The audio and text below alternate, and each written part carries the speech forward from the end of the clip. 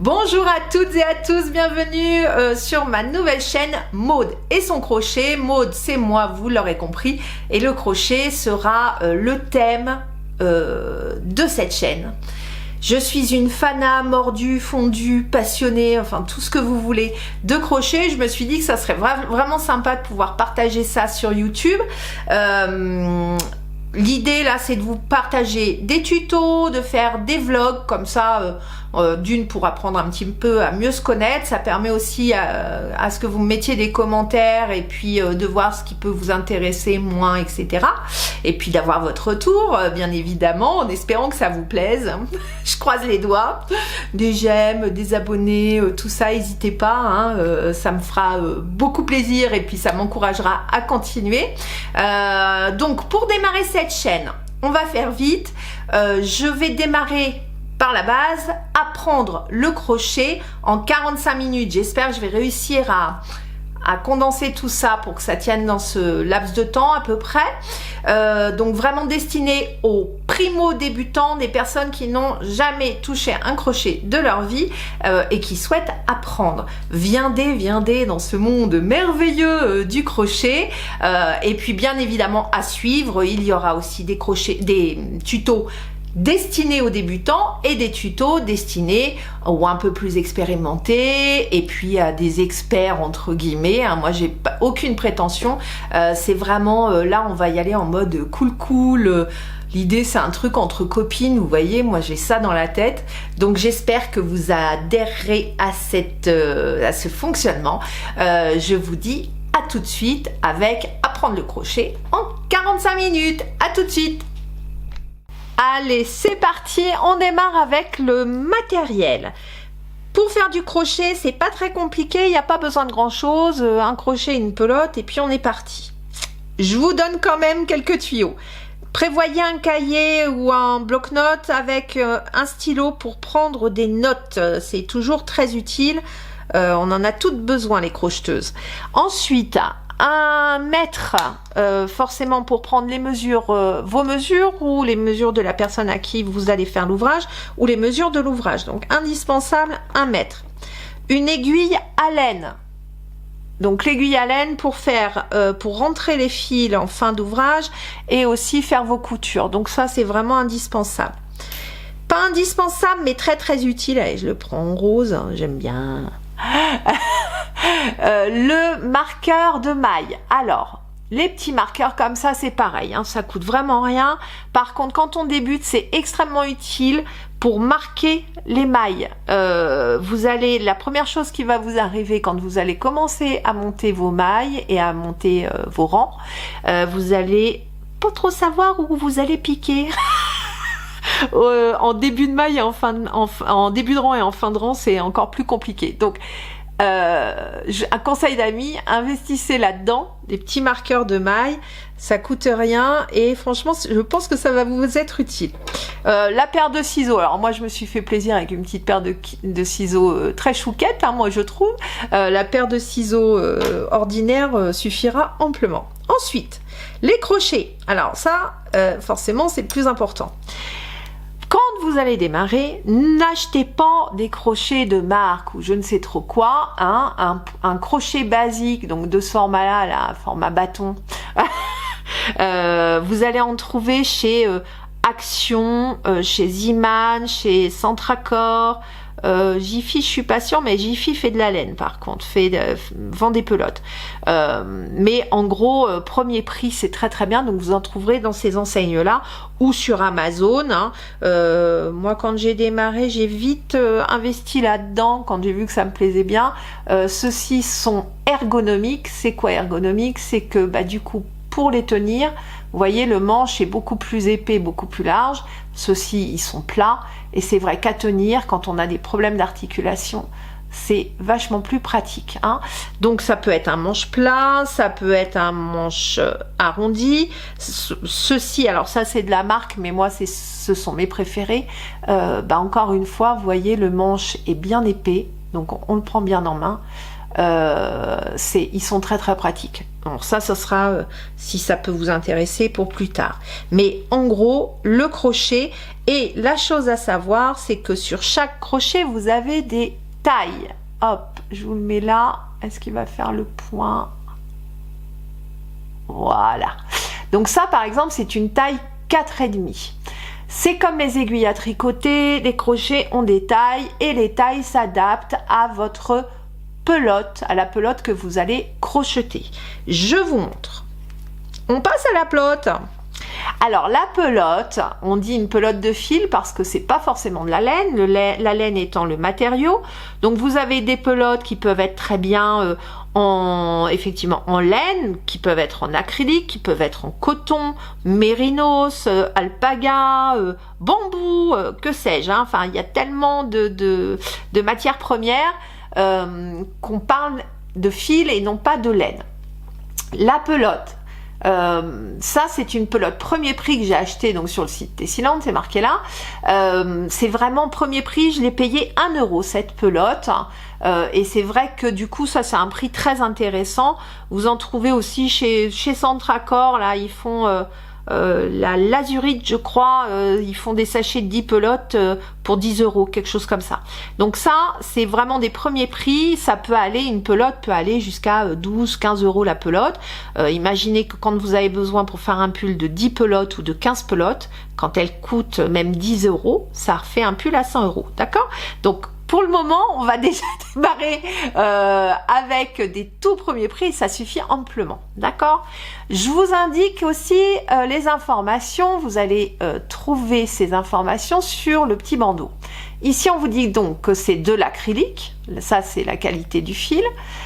Qu'elle pèse cette pelote? 50 grammes pour 150 mètres. 150 mètres, ça veut dire que vous avez quand même de quoi faire pas mal de rangs. D'accord, c'est déjà une bonne longueur de fil. On vous indique aussi l'entretien du fil. Et alors, ce qui va nous intéresser le plus, c'est la taille du crochet à utiliser. Là, on vous dit que pour ce fil-là, d'accord, il va falloir utiliser un crochet 3,5. C'est quoi un crochet 3,5? C'est ce crochet-là, par exemple. Ça, c'est une taille 3,5. Ok? Si ça avait été une grosse laine d'hiver, très épaisse, très grosse, j'aurais pu aller chercher, par exemple, un crochet de cette taille-là.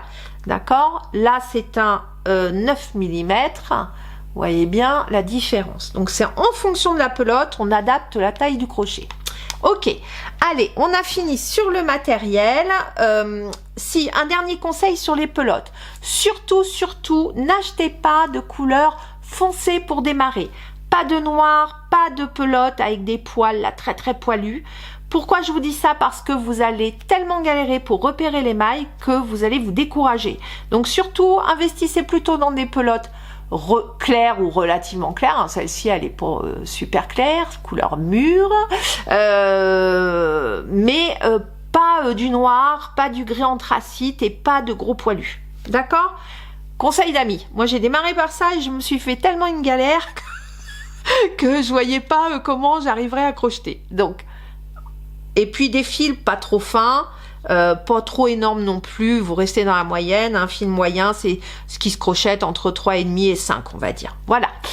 Allez, c'est parti. On continue avec la première chose à savoir, c'est faire un nœud de départ. Donc un nœud magique ou un cercle magique. Je vous explique ce que c'est tout de suite. À tout de suite. On démarre dans le vif du sujet. On démarre par le nœud coulant ou nœud magique. Je préfère nœud magique, moi je trouve ça plus sympa. Et le cercle magique. Qu'est-ce que c'est? C'est votre point de départ de votre ouvrage. Le nœud magique, ou nœud coulant donc, il se fait de cette manière. Vous mettez le fil à l'intérieur de la main, vous contournez les deux premiers doigts, vous croisez, d'accord? Et vous venez coincer avec l'annulaire. Ok? Dessous c'est croisé, dessus j'ai deux brins. Avec votre crochet, vous allez passer dessous, dessus, vous ramenez le fil, vous faites un petit demi-tour savant, vous lâchez le tout. Hop, votre nœud magique est fait. Je recommence. Dans l'intérieur de la main, je coince avec le pouce. Je contourne l'index et le majeur. Je croise. Je viens coincer avec l'annulaire. Et avec le crochet, je passe dessous, dessus. Je ramène un petit demi-tour magique et je lâche le tout. Toc. Mon nœud coulant est fait. Vous voyez? Il est coulant, voilà. Donc ça, c'est tout bon. Deuxième méthode pour faire le nœud coulant, c'est le petit bras avec le fil principal, enfin le grand côté. On passe dessus, on vient faire juste une petite boucle comme ça. Le grand côté sur le petit côté. Avec le pouce, je viens bloquer. Et ici, je passe au travers de cette boucle et je viens ramasser le grand fil. Je le passe au travers, je tire avec le petit et le nœud coulant est fait. Vous n'avez plus qu'à mettre votre crochet dedans. Et je referme. Ok? Voilà, le nœud est fait. Ensuite, on va passer au cercle magique. Alors, qu'est-ce que c'est le cercle magique? Je vais essayer de trouver un truc là. Voilà, par exemple, j'ai ça là en cours. C'est un projet que j'ai qui est en cours là. Voilà, donc j'ai un grand carré comme ça. Et ben pour faire le carré, j'ai utilisé un cercle magique. Le nœud coulant est utilisé pour travailler en rang, d'accord? Un format rectangulaire ou carré. Mais en rang, ok? Ici, sur un granit, vous en voyez plein sur internet. On va démarrer par un cercle magique et on va monter les mailles tout autour. Vous voyez là, j'ai fait, je sais pas combien, 16 brides je crois, tout autour de mon cercle magique. Et ça me permet de monter mon carré en rond. Alors après, il y a une technique pour pouvoir le remettre en format carré, mais on démarre par un rond. D'accord? Donc, ce type de projet, on le démarre par un cercle magique. Alors, je vous montre comment on le fait. Le cercle magique, vous allez de la même manière. À l'intérieur, je bloque avec le pouce. Je contourne le majeur et l'index. Je contourne et je croise. Exactement comme le nœud magique. Je bloque avec mon annulaire. Je passe dessous, dessus. Je ramène. Je fais mon petit demi-tour savant et là, je ne lâche pas tout. Je vais aller chercher le petit fil qui est sur le côté et je le passe au travers de la boucle. Ok? Non, c'est le grand fil d'ailleurs que j'ai ramené. Hop, et je tire. Vous voyez, c'est un cercle coulant. Voilà. Je recommence. Je vous remontre. Je le mets à l'intérieur. Je passe au travers des deux doigts. Je croise. Hop, et je bloque. Je passe dessous, je passe dessus, je ramène, je fais un demi-tour savant et je viens chercher ce fil-là qui dépasse et je le ramène au travers de la boucle. Ça marche? Ça vous permet d'avoir une boucle, voilà, qui est bloquée ici et d'avoir cette partie qui est coulante. Comment on fait après? On fait une maille en l'air, je pique, là par exemple je vais faire une maille serrée, je ramène et hop, et là j'ai fait ma première maille et quand j'ai fini, que j'en fais plein, hop, je resserre comme ça et ça va resserrer les mailles en rond. D'accord? Donc voilà pour le cercle magique. Maintenant, on va passer à un autre type de nœud. Quitte à être dans les nœuds, je vais continuer. Ici, je vais vous montrer comment raccorder deux pelotes. C'est très bien de faire des nœuds pour raccorder deux pelotes. Des fois, je vois des trucs, je me dis, oh là là là là, premier passage en machine, c'est sûr, le truc, ça va lâcher. Donc, c'est important ça. Raccorder deux pelotes, faut le faire bien. Sinon, dès que vous allez laver, ça va tout se démonter et votre ouvrage sera fichu. Donc, là, admettons, j'arrive en fin de pelote et je veux raccorder la deuxième. J'ai pris deux couleurs différentes, comme ça va être plus simple pour vous à me suivre. Donc, je raccorde les deux pelotes. Je vais passer une des deux dessous et je vais venir faire un nœud tout simple, d'accord? Vraiment une petite boucle que je ne vais pas serrer à toc. Je le serre, mais pas trop. Vous voyez, j'y vais mollo, hop, ici. Donc là, c'est mon premier petit nœud tout simple. Ici, je passe celle-ci en dessous, je repasse par-dessus et je vais faire un nœud tout simple. Rebelote, je passe ici, je repasse dedans et je fais une petite boucle. Ok? Toc. Je ne serre pas trop. Et là, alors attendez, je vais remettre mon truc comme il faut quand même. Zou. Là, je vais juste tirer. Et regardez ce qui se passe. Mes deux nœuds viennent en buter l'un contre l'autre. Ok? Ça veut dire que là, alors du coup, je resserre là, hein, pour le coup, je tiens bien tous mes brins. Hop. Et je serre. Ah, vous voyez, j'y vais. Hein. Là, c'est bloqué, bloqué. Avec ma paire de ciseaux, je viens couper les petits surplus de laine, enfin de fil, au ras. D'accord? Là, vous vous embêtez pas, c'est vraiment à ras. Ok? Donc, je coupe à ras. Ici, je coupe à ras aussi. Hop. Et du coup, là, j'ai coupé à ras moyen. C'est toujours comme ça. Hop, à ras. Donc ça, c'est bon. Et là, regardez, je tire dessus et ça ne peut pas se défaire. Je vous montre. Ici,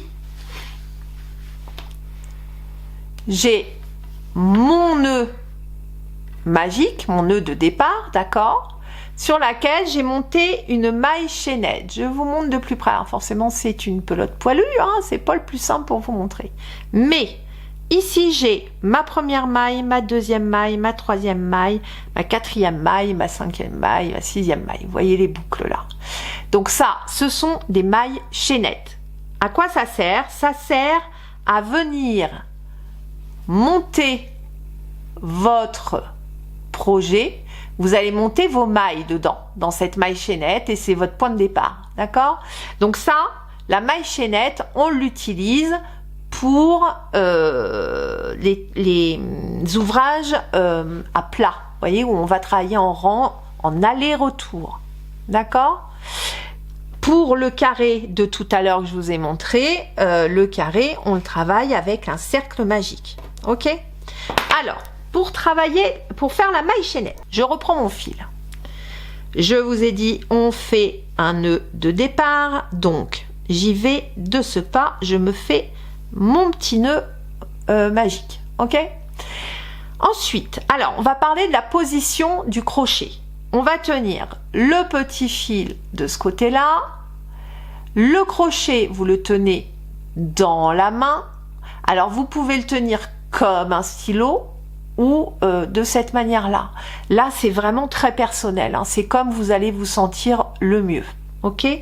Donc, le petit fil dans la main gauche, là, regardez, je coince le fil dans mes deux doigts, là, dans l'auriculaire et l'annulaire. Je suis nulle. Donc, je les maintiens ici et je les pince légèrement. Pourquoi? C'est ce qui va permettre de donner une tension régulière à mon fil. Ça, les gars, c'est le nerf de la guerre. C'est-à-dire que s'il n'y a pas une tension régulière, vous allez avoir des mailles, un coup elles vont être grosses, un coup elles vont être petites, enfin le truc va pas avoir de forme. Ça s'acquiert au fil du temps, hein. On est bien d'accord, c'est pas en 2 secondes. Donc on pince un peu le fil et on le tire en même temps, donc côté gauche. Ça marche? Allez, la maille chaînette. Pour la faire, je vais faire un jeté. Le fait de passer, d'entourer le fil comme ça autour du crochet, ça s'appelle un jeté. Je fais un jeté, je récupère la première boucle, là je la pince, et je viens avec le crochet au travers et je fais une première maille chaînette. D'accord? Le nœud n'est pas considéré comme une maille chaînette, hein, qu'on soit bien d'accord. Je fais un jeté, je passe au travers de la boucle et ma deuxième maille est faite. Un jeté au travers de la boucle, troisième maille. Essayez d'être assez lâche, surtout sur la maille chaînette. La maille chaînette, c'est des petites boucles toutes simples. Quand vous allez monter vos mailles, vous risquez d'avoir la maille chaînette qui va être en bas, qui va être resserrée par rapport au reste de l'ouvrage. Donc surtout, n'hésitez pas à la faire bien lâche. On recommence, je vous montre. le nœud. Toc. Je serre ici. Attention, un jeté. Je passe au travers et je suis lâche. D'accord? Une. Un jeté au travers de la boucle. Je suis lâche. Vous voyez? Lâche, ça me fait une boucle là. Il y a un peu de vide, on voit un peu au travers. Une boucle sur le crochet. Un jeté. Je passe au travers.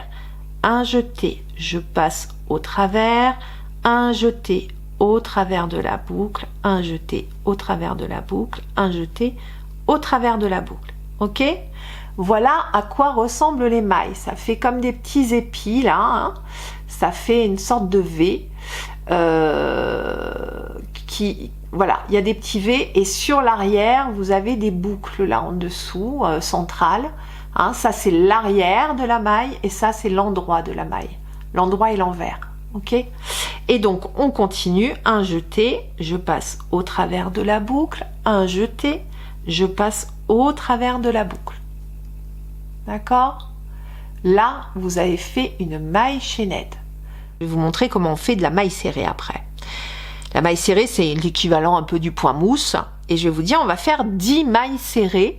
Donc pour ce faire, il va me falloir 10 mailles chaînettes. D'accord? 2, 4, 6, 8 et 10. Tiens, j'en ai fait une de trop, je l'enlève. Autre information.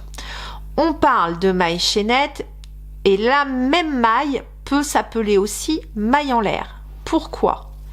Quand je fais mon nœud, hop, je fais, donc on a dit 1, 2, 3, 4, 5, 6, 7, 8, 9, 10.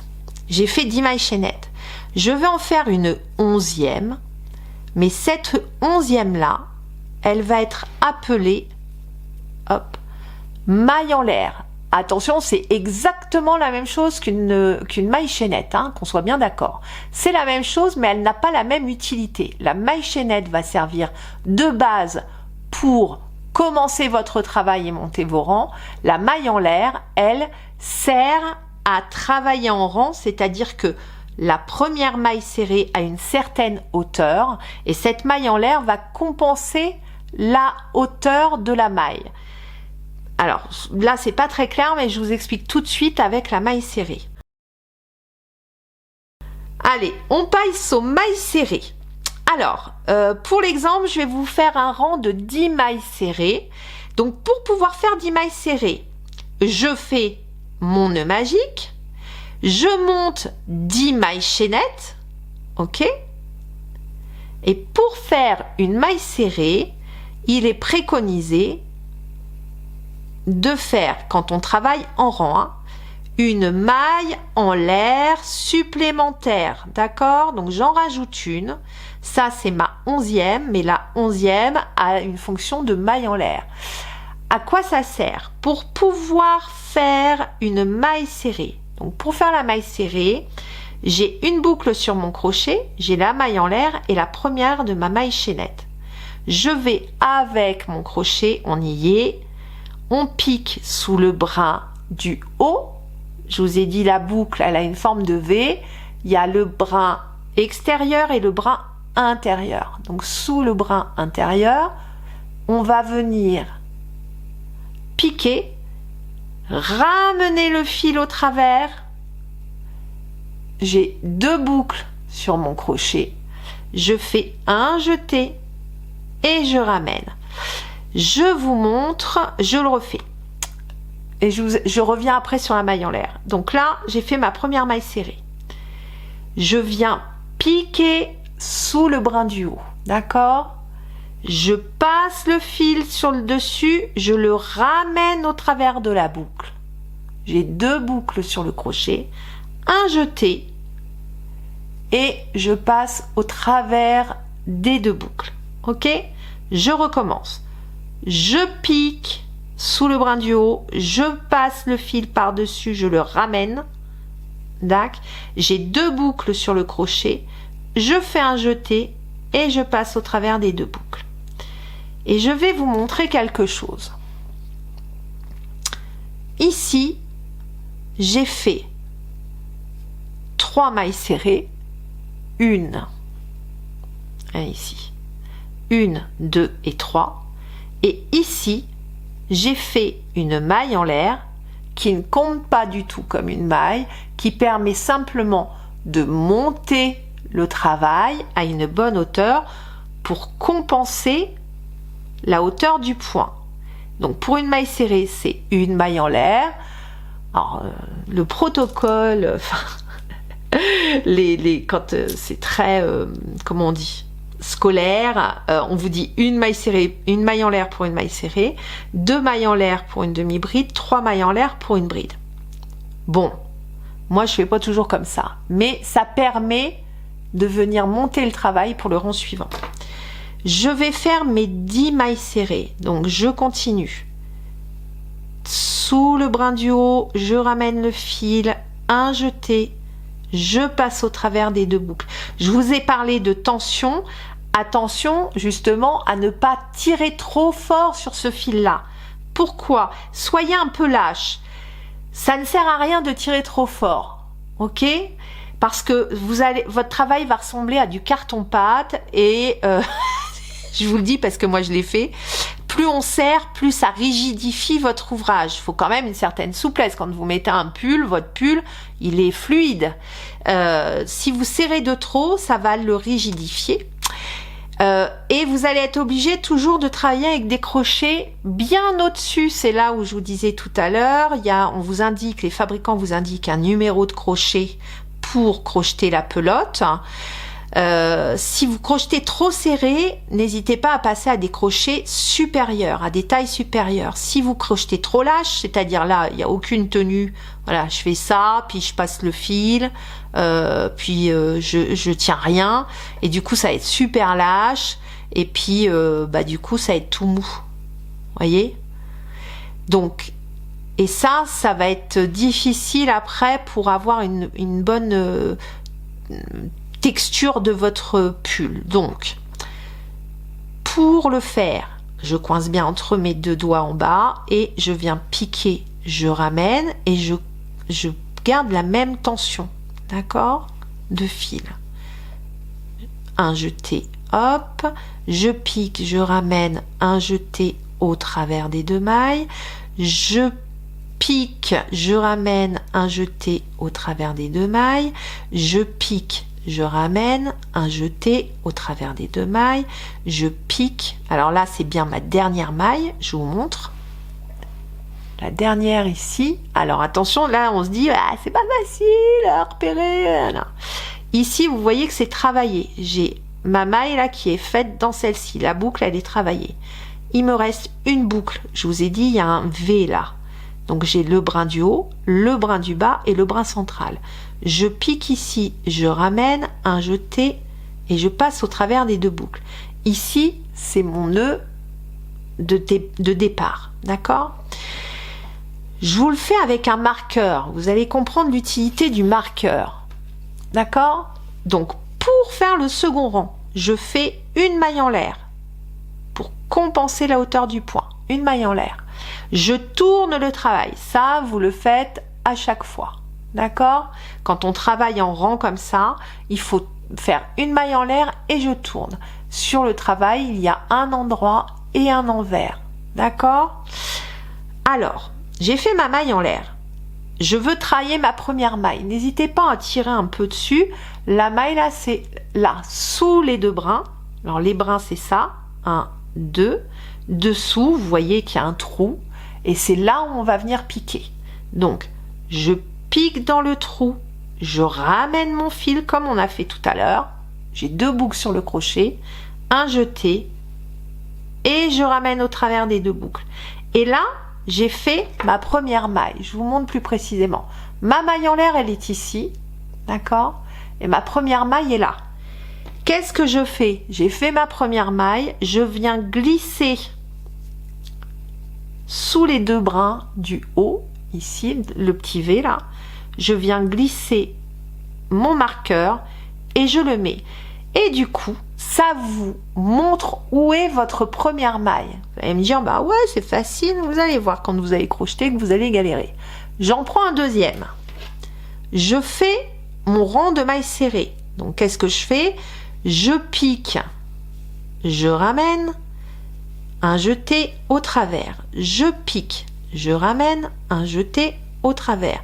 Je pique, je ramène, un jeté au travers. Ici, il m'en reste donc 2 à faire. Donc je vais piquer ici, je ramène un jeté au travers, je pique, je ramène un jeté au travers. J'ai fait mes 10 mailles et vous voyez celle-ci, c'est la fameuse maille en l'air qu'on ne travaille pas. Je recommence et là je vais remettre un deuxième marqueur. Je fais un jeté, une maille en l'air. Ok, je vais venir faire ma première maille. Je passe au travers, je ramène, je remonte, un jeté et voilà, ça c'est fait. Ma première maille est ici, je mets un marqueur, je reprends mon fil et je vais travailler mes mailles.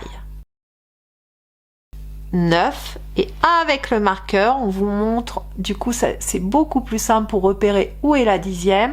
La 10e elle est là où vous avez piqué. Hop, je passe au travers, je ramène et j'ai fait ma 10e maille. J'enlève le marqueur et je redémarre. Une maille en l'air, je passe au travers, hop, je ramène, une maille serrée et je remets le marqueur sous les 2 brins. Voilà, ok? Donc j'espère que là vous avez bien compris. Je vous ai parlé de l'envers et de l'endroit. Donc ça, vous le voyez, c'est un peu mieux défini. Voyez? C'est propre, c'est net. Donc ça, c'est l'endroit. Et l'envers, il est là. C'est un peu plus flou, un peu moins bien dessiné. Donc ça, c'est votre envers du travail. D'accord?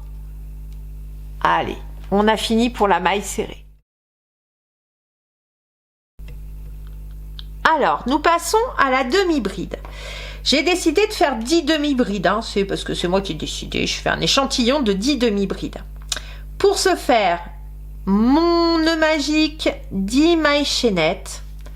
Je pique mon crochet dans la boucle. Hein. Ça, ce n'est pas une maille. C'est juste la boucle qui sert à travailler sur le crochet. Donc, j'ai fait mes 10 mailles chaînettes. Et pour la demi-bride, il est préconisé de faire 2 mailles en l'air supplémentaires. Ces 2 mailles en l'air servent à compenser la hauteur du point, mais ne sont pas des mailles chaînettes. Ce sont bien 2 mailles en l'air. Donc pour faire une demi-bride, comment on fait? Je fais un jeté, je saute ces 2 premières mailles en l'air qui ne se comptent pas comme des mailles chaînettes, et avec mon jeté, je pique dans la 3e maille à partir du crochet. Je vous remontre. J'en ai 1, 2, 3. Je fais un jeté. Je pique dans la 3e maille. Je ramène le fil. Voyez, je le remonte un peu. Vous voyez, je donne un petit coup vers le haut pour donner un peu de souplesse. 1, 2, 3 boucles sur le crochet. Encore un jeté. Et je passe au travers des 3 boucles. Ici, j'ai fait ma première demi-bride. Donc, comme j'ai fait ma première, je vais tout de suite aller mettre sous les 2 brins du haut, voyez, le marqueur. Comme ça, au moins, j'ai marqué ma première. Un jeté, on démarre la deuxième. Un jeté. Je pique sous le brin du haut, je ramène le fil. Un jeté. Et je passe au travers des 3 boucles. Je recommence. Un jeté, je pique sous le brin du haut, je ramène le fil. Un jeté, je passe au travers des 3 boucles. Un jeté, je pique au travers de la maille, je ramène. J'ai bien 3 boucles sur le crochet. La boucle de base du crochet, le jeté, le premier jeté que l'on fait, et là, le deuxième jeté, donc qui est ramené, pas le deuxième jeté, le fil qui est ramené au travers de la boucle. Donc j'ai bien 3 boucles sur le crochet. Je refais un jeté et je passe au travers des 3 boucles. Un jeté, au travers, je ramène. Un jeté et je passe au travers des 3 boucles. Un jeté, je pique, je ramène. Un jeté au travers des 3 boucles. Un jeté, je pique, je ramène. Un jeté au travers des 3 boucles. Et ça, c'est la 9e. Je vais aller chercher la 10e. Un jeté. Et ici, j'ai mon nœud de départ et ma maille juste à côté. Je pique dans le brin du haut, je ramène un jeté et je passe au travers des 3 boucles. Ok?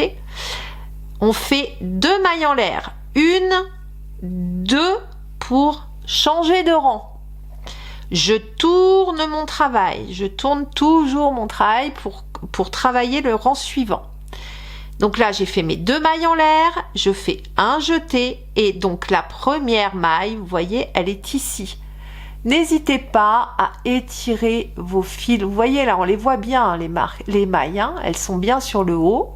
Donc on va venir piquer dans le trou central. Donc un jeté, je pique, je ramène. Un jeté, je passe au travers des 3 boucles. Attention, pour ne pas me tromper, je mets un marqueur. Ça, c'est pour les débutants, bien évidemment qu'avec le temps, vous n'en aurez plus besoin. Mais, je vous remontre, parce que là, c'est propice à se tromper. Hein. Quand on va redémarrer le rang, vous avez ici 1, 2 mailles en l'air et ici le haut de votre demi-bride. C'est ici que vous venez piquer votre marqueur. Et là, vous pouvez redémarrer. Une fois que vous avez les 2 marqueurs positionnés, vous êtes tranquille, vous ne risquez plus de vous tromper. Un jeté, je pique, je ramène. C'est bien la dernière maille, on le voit là. Un jeté au travers des 3 dernières boucles. Je refais 1, 2 mailles en l'air. J'enlève le marqueur. Je tourne le travail. Un jeté. Je vais retravailler ma première maille qui est ici. Vous voyez, là, ça fait une sorte de petite tige et la maille est là. Je viens piquer, ramener, hein, après avoir fait mon jeté. Un jeté au travers des 3 boucles. Sous la 3e boucle, je viens mettre mon marqueur. Hop, passer sous les 2 brins du haut, hop, et le marqueur est positionné. Et on recommence. Alors, je vais aller, attends, j'ai mal, alors, voilà, le problème de tension, si je laisse ça comme ça va me faire un trou dans mon ouvrage. Donc, je resserre un petit peu, pas complètement, mais un petit peu, un jeté. Je pique, je ramène, un jeté au travers des 3 boucles. Ici. Et vous voyez où elle est utile? Regardez ce marqueur là. Là, bien souvent, quand on débute, on s'arrête là. En fait, on oublie la dernière maille. Elle est un peu plus rabougrie, la dernière maille. Sauf que là, comme vous avez mis votre marqueur dans les 2 brins du haut, vous savez que votre maille, elle est là. Ok? On enlève. Un jeté. Je pique. Je ramène. Un jeté. Et ici. Voilà. Comme j'ai bidouillé avant, hop, j'ai pas assez de tension. Ici, je pique, je ramène. Vous voyez, la boucle, elle est là. Un jeté et au travers. Et là, j'ai fait mes 10 mailles. Je n'en ai pas perdu une. Donc, voilà, il faut vraiment mettre vos marqueurs pour ne pas zapper la dernière maille. Je voulais vous montrer ça pour que vous puissiez voir aussi à quoi ça ressemble. Donc, le petit nœud de départ et ici. Voilà, ça c'est des rangs de demi-bride. Donc on passe à la bride. J'ai toujours remonté ma maille chaînette. Ici, je vais rajouter 3 mailles en l'air. 1, 2 et 3. C'est ce qui est préconisé. Donc pour le moment, on va faire comme ça. Donc 3 mailles en l'air qu'on laisse de côté, on vient faire un jeté et on vient piquer dans la 4e boucle à partir du crochet. D'accord? Je pique dans le brin du haut, je ramène. J'ai 3 boucles sur le crochet au même titre que sur la demi-bride. Je refais un jeté. Et c'est là que ça diffère, c'est que je viens glisser mon fil au travers des 2 premières mailles. D'accord? Je refais un jeté, je glisse au travers des 2 mailles suivantes. J'ai fait ma première bride. Attention, les 3 mailles en l'air ici ne comptent pas comme une maille. Donc ma première bride, elle est ici. Vous voyez, hop, elle est ici. Les 2 brins du haut, le petit V du haut, hop, je mets le marqueur dedans. Ici, ce sont bien mes mailles en l'air. 1, 2 et 3. D'accord? Je reprends ma boucle sur le crochet. Je vous remontre. Un jeté, je pique dans la maille suivante. Je ramène le fil. Un jeté, je passe au travers des 2 premières boucles. Un jeté, je passe au travers des 2 boucles suivantes. Deuxième bride. Alors, je passe à la 3e. Un jeté, je pique, je ramène. Un jeté, je passe au travers des 2 premières boucles. Un jeté, je passe au travers des 2 boucles suivantes. Un jeté, je pique, je ramène. Un jeté au travers des 2 premières boucles. Un jeté au travers des 2 boucles suivantes. Un jeté, je pique, je ramène. Un jeté, je passe au travers des 2 premières boucles. Un jeté au travers des 2 suivantes. Je continue et arrivé au bout, je vous montre. Là, je vais arriver à mon bout de maille chaînette. Encore une fois, j'ai le nœud et j'ai la dernière maille qui est ici, on ne l'oublie pas. Un jeté, je pique, je ramène. Un jeté au travers des 2 premières boucles. Hop, j'ai un petit bout du fil qui est parti. Un jeté au travers des 2 mailles suivantes. J'ai fini ma première rangée. Avec mon marqueur, je vois où je suis. J'ai 2, 4, 6, 8, 10 mailles sur ma rangée. Pour faire le deuxième rang, attention, vous vous souvenez, 1 maille en l'air, 2 mailles en l'air, 3 mailles en l'air. Je tourne mon travail. Ma première maille est ici. Vous le voyez, hein, c'est dans les petits trous. Donc, première maille, deuxième maille, troisième maille. Alors, elle est facile à retenir, celle-ci, parce que ça fait une tige avec un haricot au bout. Vous voyez? Donc là, on les voit bien de profil. On voit très bien la constitution des mailles. Donc là, j'ai 3 mailles en l'air. Je vais venir faire un jeté. Ma première maille, elle est tout de suite là. Hein. Donc, un jeté, je pique, je ramène. Un jeté au travers des 2 premières boucles, un jeté au travers des 2 boucles suivantes. J'ai fait mes 3 mailles en l'air et ma première maille, regardez bien, elle est ici, d'accord? Donc, j'ai ma tige et le petit haricot qui est au bout. Je mets sous les 2 brins du haut, je mets mon marqueur. Je reprends, je resserre un peu. Un jeté, je pique, je ramène. Un jeté au travers des 2 premières boucles, au travers des 2 suivantes. On n'oublie pas la dernière maille. Attention, ça, ce n'est pas comptabilisé comme une maille. Ce sont les 3 mailles en l'air de départ. D'accord? Donc, là, la dernière maille, c'est bien celle-ci. Un jeté, je pique, je ramène. Un jeté au travers des 2 premières, au travers des 2 suivantes. J'enlève le marqueur et je vais aller faire mes 3 mailles en l'air. 1, 2, 3 et je tourne le travail. Ma première maille est ici, d'accord? Un jeté, je pique, je ramène. Un jeté au travers des 2 premières, au travers des 2 suivantes. Et ainsi de suite. Vous voyez le rendu? Alors, je vais vous faire des photos de petits carrés. Voilà. Donc ça, en tout cas, vous avez appris là à faire la bride. Alors, Un petit conseil sur les points que je viens de vous montrer. Donc mailles serrées, demi-bride et bride sont les mailles de base. Un petit conseil d'amis, entraînez-vous, faites-vous des carrés. Alors vous pouvez en faire de différentes couleurs et les coudre ensemble pour vous faire une petite trousse ou un petit plaid, une couverture de poupée, enfin voilà.